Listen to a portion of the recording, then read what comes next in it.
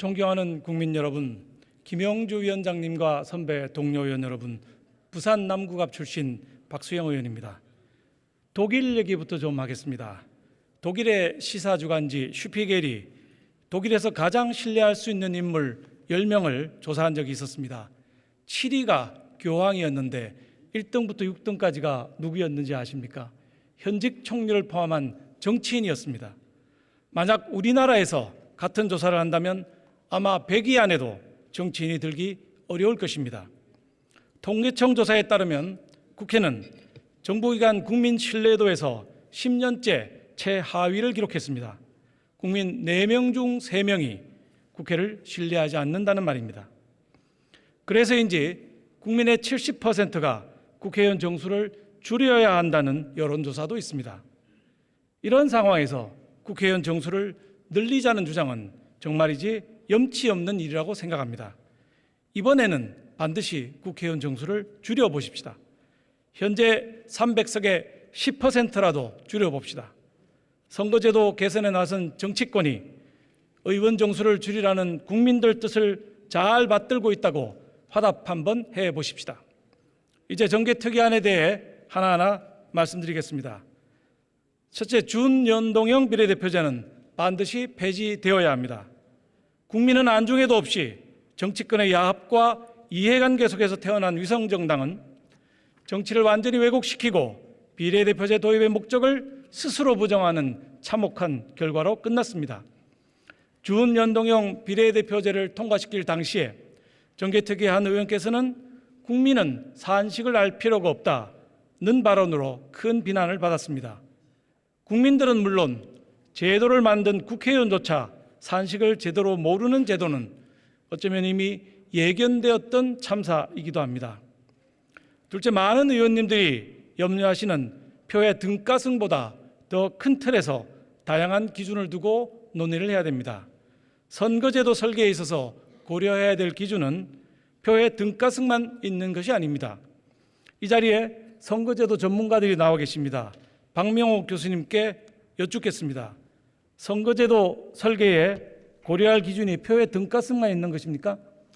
그 이외에도 많은 기준이 있을 수 있습니다. 이제 제도적 조응성이라고 불리는 교수입니다. 다른 정치 제도와의 어느 정도 시너지 효과를 낼 수 있느냐의 부분도 있고, 또 어제 그제 그 전원위원회 과정을 시청한 시청자의 입장에서 본다면 이론적 논의와 경험적 확인에 대한 것들은 여러 의원님들이 대부분 공유하고 인식을 함께하는 것처럼 보이는데, 그 반대의 측면, 그러니까 국민적 필요와 요구에 대한 부분은 좀 상대적으로 좀 덜 주목받고 있지 않나 하는 생각을 합니다.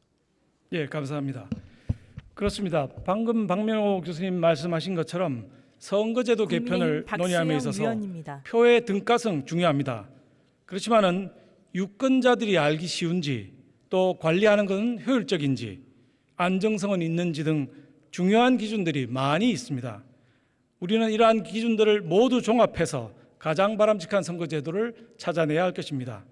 저는 특히 유권자인 국민들이 직관적으로 이해하기 쉬운 제도를 도입해야 된다는 기준에 주목을 합니다.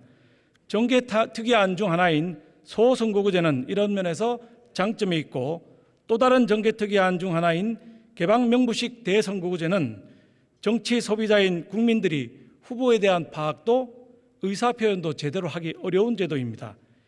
개방형 명부제를 채택한 네덜란드의 투표용지를 보여드리겠습니다. 사람이 양팔을 벌려야 모두 펼칠 수 있을 정도로 큰 투표용지가 보이십니까? 전광판 위에 국회가 기업이라면 이런 불편하고 투표용지가 복잡한 제품을 표시되고 있습니다. 소비자에게 판매할 수 있겠습니까? 아마 이 제품은 시장에서 곧바로 퇴출될 거라고 생각합니다. 셋째, 의원 정수를 줄이자고 하는 다수 국민들의 입장에서 보면 정개특위안 중에서 가장 합리적인 안은 도농복합형 중선거구 제도입니다. 이 제도는 단순한 선거제도 변경을 넘어서 국가 균형 발전의 정치적 모델이 될 수 있습니다. 균형 발전을 위해서는 특별시, 광역시, 특례시는 물론 과밀지역인 경기도 전체에 중선거구제를 적용해야 됩니다. 수도권부터 의석을 줄여야 국토 균형 발전이 됩니다. 수도권을 줄여서 국가 균형 발전에 원동력으로 삼아야 하는 것입니다. 현행 선거제도로 계속 나갈 경우에 22대 총선에서 수도권은 지금보다 7석이나 늘어난 128석을 보유하게 됩니다. 처음으로 전체 지역구 의석 중 절반을 넘어서게 되는 것입니다. 대한민국 전체 면적의 11.8%에 불과한 수도권에 절반을 넘는 의석을 배치하게 됨으로써 우리 정치 제도가 수도권 1극 체제를 더 강화하게 되는 역할을 하게 됩니다. 제가 분석해 본 결과 도농복합형 중선거구제를 도입해서 전체 의석의 10%를 줄이려면 서울에서 5석, 경기도에서 7석, 인천에서 2석, 비례대표에서 2석을 줄이면 30석을 줄일 수가 있습니다. 존경하는 선배 동료 의원 여러분, 법이 규정한 선거제도 논의 시한이 이미 지났습니다. 지난 월요일인 4월 10일 우리는 법정 시한 마지막 날에 겨우 전원위원회를 열어서 토론을 시작했습니다. 우리부터 법을 지키지 않는데 어느 국민께서 이번 선거제도 개편을 곱게 보시겠습니까? 이미 늦었습니다. 이미 법을 위반했습니다. 이번에 결정되는 안은 차기 총선이 아니라 2028년 차차기 총선부터 적용합시다. 그렇게 해서 우리 국회부터 법을 지켜나갔으면 좋겠습니다. 시간이 다 돼서 이 정도 끝내야 될 것 같습니다. 21대 국회가 적어도 한 가지는 국민들 뜻에 맞는 일을 했다고 대한민국 정치사에 기록되기를 희망합니다. 경청해 주셔서 감사합니다.